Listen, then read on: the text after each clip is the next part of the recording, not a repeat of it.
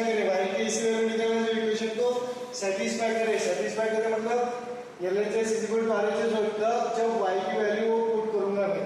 तो पहले अपॉन में 3 है और अपॉन में 3 है, तो तीन को उड़ाना है, तो क्या करूंगा मैं एलसीएम ऑफ 3, ये तीनों का एलसीएम क्या आएगा, तीनों का एलसीएम 3 ही आएगा, तो तीनों का एलसीएम 3 आएगा मतलब ये ऐसा भी क्या तो चलता है directly multiply by both side 3 से भी क्या तो चलता है। तो नीचे आपका 3 है तो यहाँ पे 7, यहाँ पे नीचे कुछ नहीं मतलब क्या है 1, तो 7 में क्या 1 में क्या मल्टीप्लाई करोगे 3 है 3, तो क्या आएगा ऊपर 7 into 3 y स्क्वायर, यहाँ पे 3 में क्या मल्टीप्लाई करोगे 3 है 1, तो ये वैसे है, और यहाँ पे 3 में क्या मल्टीप्लाई करोगे 30 है, ये तो वैसे ही है। ये आपको बच्चों का खेल पता है, तो क्या आएगा 21y square minus 11y minus 2 upon 3 is equal to 0। ये 3 का डिवाइडेशन मिलने जाके हो जाएगा मल्टीप्लिकेशन में 21y square minus 11y minus 2 is equal to 0, क्योंकि 3 into 0 0 ही होता है। तो आपको ऐसे दो नंबर होना जिनका प्रोडक्ट क्या हो, ऐसे दो नंबर जिनका प्रोडक्ट कितना हो माइनस 21 into माइनस 2 कितना हो प्रोडक्ट 21 into माइनस 2, तो ये रहेगा माइनस 42, और सम क्या हुआ आपका सम हो माइनस 11। ऐसे दो नंबर घर से ढूंढ के लाना है और बाकी का आगे सॉल्व करना है। ये हो गया आपका ग्रह कार्य घर पे करके लाने का। दूसरा सवाल क्या है, इसको भी आपको क्या करना है सॉल्व करना है, मतलब x की ऐसी वैल्यू निकालनी है जो इक्वेशन में रखने के बाद इक्वेशन को क्या करे सेटिस्फाई करे, इक्वेशन में क्या करे सेटिस्फाई करे। तो यहाँ पे प्रोडक्ट कितना होना चाहिए, प्रोडक्ट क्या रहता है x स्क्वायर का कोएफिशिएंट इनटू कांस्टेंट, ये प्रोडक्ट बनाना अपने को AC मतलब क्या √3 इनटू और √3, तो रूट वालों का प्रोडक्ट हो जाएगा, तो क्या आएगा √3 इनटू √3 3 इनटू 4 12, फाइनल 12 आएगा, और सम कितना आना चाहिए सम -8, दो नंबर ऐसे जिनका सम -8 आना चाहिए वो प्रोडक्ट 12 आना चाहिए। ये भी क्या करना है ग्रह कार्य घर पे करने का, ये दोनों में कल चेक करूंगा, छुट्टी नहीं। अब अपन दूसरा मेथड पढ़ने वाले हैं। तो अभी देखो मिडिल टर्म स्प्लिटिंग मेथड जो है बेटा, ये कभी कभी आपको जैसे आपका वो अपना पहला सवाल सॉल्व किया था अपन ने, उसमें क्या हुआ था यहाँ पे फैक्टर गिराना क्या हो गया था, मुश्किल हो गया था ना अपने को फैक्टर गिराना, लिख मार दिया मैंने। ये क्या है बेटा, ये मेथड में देखो यहाँ से फैक्टर गिराना क्या हो गया अपना डिफिकल्ट हो गया, फैक्टर गिराना डिफिकल्ट हो गया। तो एक इंडियन साइंटिस्ट थे, कौन से मैथमेटिशियन सिद्धार्थाचार्य, उन्होंने क्या निकाला फॉर्मूला निकाला जिससे दुनिया का कोई भी क्वाड्रेटिक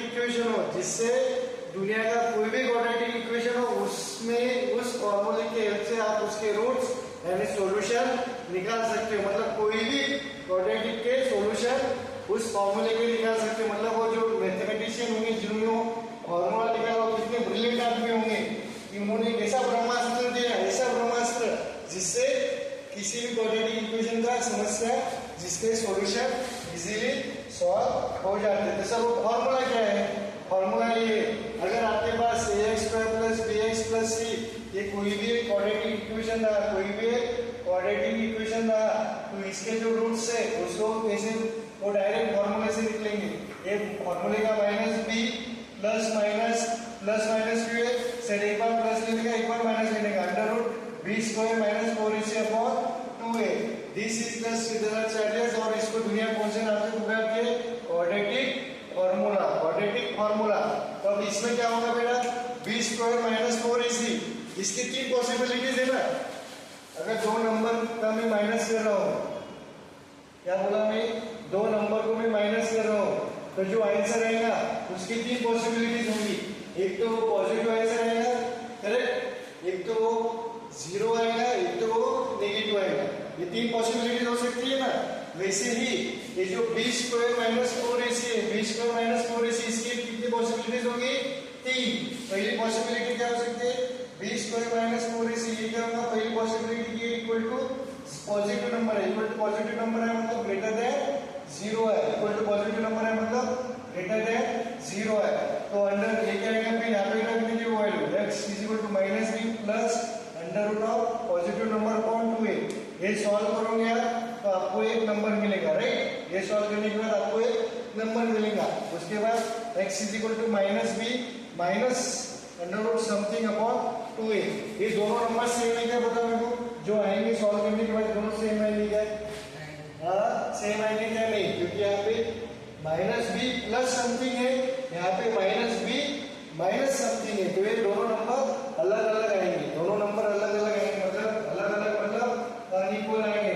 तो यहाँ पे जो रूट्स मिलेंगे मतलब जब b स्क्वायर माइनस 4ac, जब b स्क्वायर माइनस 4ac आपका पॉजिटिव रहेगा मतलब ग्रेटर देन 0 रहेगा, तो आपके जो रूट्स आएंगे वो रियल नंबर होंगे और वो डिस्टिंक्ट रूट होंगे। डिस्टिंक्ट रूट मतलब क्या? रूट्स अनइक्वल होंगे, मतलब x की वैल्यू किसे आएंगे आपकी 3 8 आ सकती है, 3 और 8 x की वैल्यू क्या आ सकती है √2 -3/2 ऐसी वैल्यू आएगी आपकी। तो ये रियल है डिस्टिंक्ट रूट होंगे। 3 और 8 सेम है क्या? नहीं, अलग अलग है। 3 और 8 रियल नंबर है ना।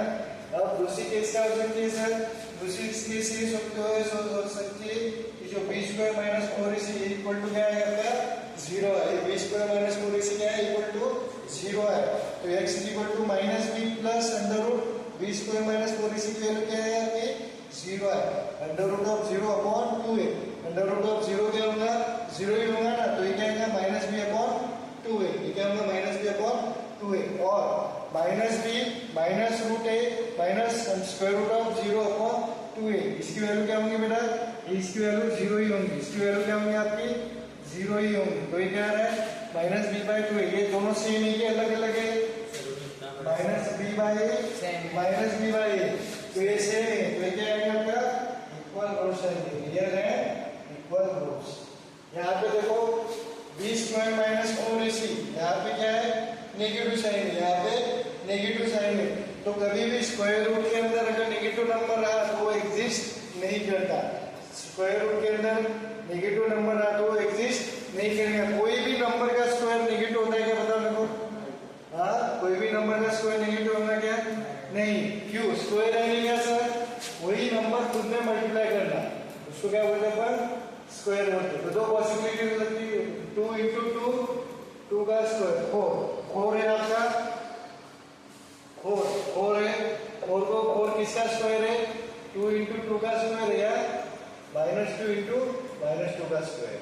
ये माइनस कभी नहीं आता स्क्वायर रूट के अंदर, ठीक है। स्क्वायर रूट के अंदर माइनस अगर रहा तो नंबर इम्पॉसिबल है, मतलब इट हैज नो सॉल्यूशन। और वो नंबर कौन सा आपका इमेजिनरी नंबर है। तो आपका बेटा ये जो इक्वल रूट से डिस्टिंक्ट रूट से, तो यहाँ पे कितने सॉल्यूशन बने आपके बेटा? यहाँ पे कितने सॉल्यूशन मिलेंगे आपको? यहाँ पे कितने रूट्स मिलेंगे? x की कितनी वैल्यू मिलेंगी? यहाँ पे अनइक्वल है, मतलब यहाँ पे कितनी वैल्यू मिलेंगे आपको? यहाँ पे कितनी वैल्यू मिलेंगी सर? 2 वैल्यू। यहाँ पे कितनी वैल्यू मिलेंगी? यहाँ पे आपके कितने सॉल्यूशन रहेंगे? 2 सॉल्यूशंस। यहाँ पे कितने सॉल्यूशंस रहेंगे? 2 सॉल्यूशंस। यहाँ पे रियल एंड इक्वल रूट्स, यहाँ पे कितना सॉल्यूशन रहेगा? ए। यहाँ पे कितना सॉल्यूशन रहेगा सर? 1 सॉल्यूशन रहेगा। यहाँ पे 1 सॉल्यूशन रहेगा। और यहाँ पे इम्पॉसिबल, मतलब यहाँ पे कोई सॉल्यूशन है क्या? नहीं, यहाँ पे नो सॉल्यूशन। अब मैंने आपको पॉलिनोमियल में बताया था how many zeros does the quadratic polynomial का कितना डिग्री के हिसाब से? हाँ, डिग्री के हिसाब से। क्वाड्रेटिक पॉलिनोमियल की डिग्री कितना थी? डिग्री क्वाड्रेटिक पॉलिनोमियल की 2। तो इसके जीरोस कितने हो सकते हैं? तो 0 होगा या 1 होगा या 2 होगा। एट मैक्स कितने जीरो होते हैं इसके? 2, क्योंकि इसकी डिग्री कितना है? डिग्री 2 है। डिग्री 2 है मतलब आपके नंबर ऑफ जीरोस क्या ले सकते हैं? 2 रहेंगे या 2 से कम। तो ये 0 देखो 0 आ गया, 1 आ गया, 2 आ गया। समझ में आया? मतलब क्वाड्रेटिक सॉल्यूशन, क्वाड्रेटिक इक्वेशन लिखो, बाद में लिखो, मैं लिखने को टाइम लूंगा। क्वाड्रेटिक जो इक्वेशन है उसको अगर 2 सॉल्यूशन हो सकते हैं या 1 सॉल्यूशन हो सकता है या नो सॉल्यूशन हो सकता है। समझ में आया? तो ये किसके हेल्प से आप बता पा रहे हो कि ये सॉल्यूशन है या नहीं? किसके हेल्प से निकाल पा रहे हो? किसके हेल्प से? ये बी स्क्वायर माइनस 4ac की वैल्यू से निकाल पा रहे हो ना कि सॉल्यूशन है या नहीं, सॉल्यूशन है या नहीं, किसके हेल्प से निकाल पा रहे हो, B square minus 4ac, B square minus 4ac, इसके हेल्प से आप डिस्क्रिमिनेट कर सकते हो ना, डिफरेंस कर सकते हो ना कि सॉल्यूशन एग्जिस्ट करेगा कि नहीं करेगा, सॉल्यूशन इक्वल है कि अनइक्वल है, सॉल्यूशन इमेजिनरी है कि रियल है।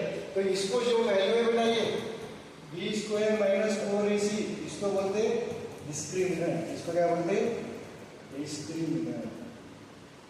मतलब इसकी हेल्प से आप क्या कर सकते हो, पता लगा सकते हो कि उसको सॉल्यूशन, दो सॉल्यूशन है, वन सॉल्यूशन या जीरो सॉल्यूशन। इसको क्या बोलते हैं, ये जो बी स्क्वायर माइनस 4ac है इसको बोलते हैं आप डिस्क्रिमिनेंट।